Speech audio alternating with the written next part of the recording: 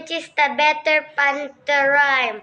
The Tagalog version from Philippines or the original one from US? Let's go. First, we got the original version. Truck, duck, walk, fun to ride, quick, stick, lick, dinner time, sit, split, slit, shut your eye, witch, stitch, pitch, big surprise. Sunod, we got the Filipino version.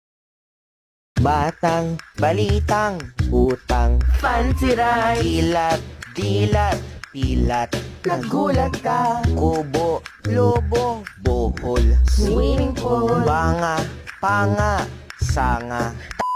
Credits to Poland Fish for using his video to use on my video, okay?